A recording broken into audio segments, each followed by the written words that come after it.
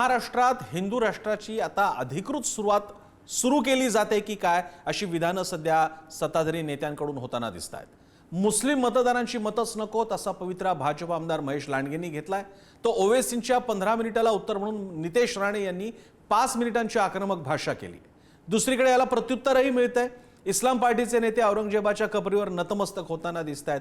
अशी वेगवेगळी दृश्य सध्या महाराष्ट्रात आपल्याला पाहायला मिळतात। देशात महाराष्ट्रात हिंदू राष्ट्राची लिटमस टेस्ट। मुस्लिमांचं मत नको काय म्हणतायत भाजप आमदार। 5 मिनिटात साफ करण्याची भाजप मंत्र्यांची भाषा। औरंगजेबाच्या कबरीवर का जातीय इस्लाम पार्टी। धर्मांधतेच्या राजकारणातून काय साधणार। राज्यात सध्या भाजप आणि महायुतीची चलती आहे। विधानसभेपाठोपाठ नगरपालिका, महापालिका आणि जिल्हा परिषदा निवडणुकात दमदार विजय मिळवल्यानंतर भाजप नेत्यांचा आत्मविश्वास वाढलेला दिसतोय। राज्यातील मुस्लिम समाजाविरोधात थेट विधानं आता नेते मंडळी करू लागली आहेत। हिंदू सणांवर येणाऱ्या मर्यादांचा उल्लेख करत नितेश राणेंनी 5 मिनिटात संपवण्याची भाषा केली। तर दुसरीकडे पिंपरी चिंचवडचे भाजप आमदार महेश लांडगे हे तर मुस्लिमांची मतच नकोत असं जाहीरपणे सांगतायत। अजित पवारांच्या राष्ट्रवादीचे आमदार संग्राम जगताप यांनी तर थेट उर्दू भाषा बंद करण्याचं आवाहन केलंय। इतनी हिम्मत कोई इस्लामिक देश में, इस्लामिक राष्ट्र में कोई नहीं कर सकता जो इस हिंदू राष्ट्र में बैठ के किया जाता है। 15 मिनट बोलते हैं पुलिस हटाओ और देखो क्या होता है। हमारा जवाब वहीं पे आना चाहिए था। अरे 15 मिनट तो बहुत ज्यादा है, सिर्फ 5 मिनट पुलिस हटा के देखो। तुमको तुम्हारे पाकिस्तान के बैठे हुए अब्बा के पास नहीं भेज दिया तो खुद को हिंदू नहीं बोलेंगे। मला या मतदानच नको, मला मतदानच नको। अरे जो वाईट नजर टाकतो माझ्या माता भगिनींवर त्याचा मतदानच नको। ते इराणचा राष्ट्राध्यक्ष मेलाय आणि भारतात ओरडायला लागले ते जसं काही। अरे या इथं राहायचं, भारतात राहायचं आणि सुतात त्यांचं पाळायचं म्हणून म्हणतो डीएनए चेक करा यांचे।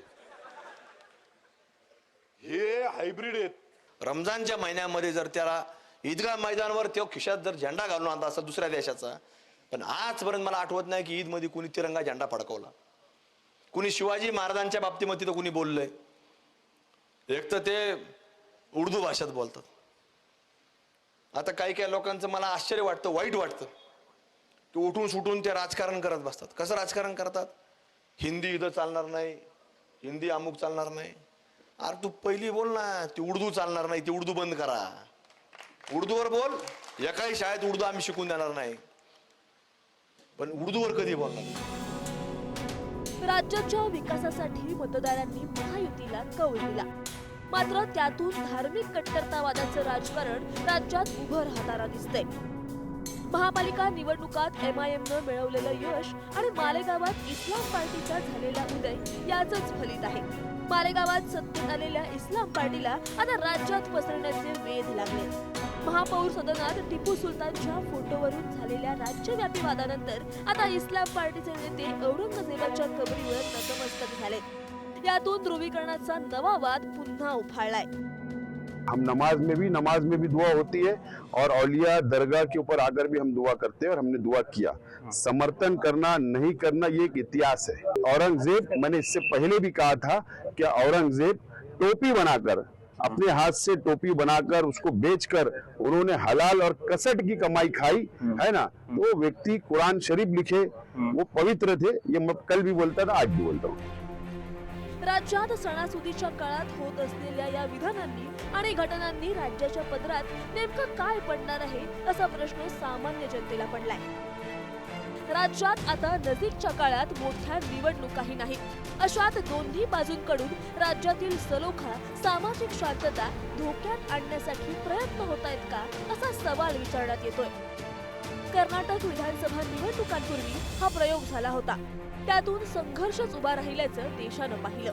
आता महाराष्ट्राचा पुरोगामी चेहरा हिंदू राष्ट्र होण्याच्या दिशेने वारे वाहताना दिसतायत। यातून राजकारण साधेलही, मात्र याचं एकत्रित फलित राज्यातील शांततेसाठी योग्य नसेल हे नक्की।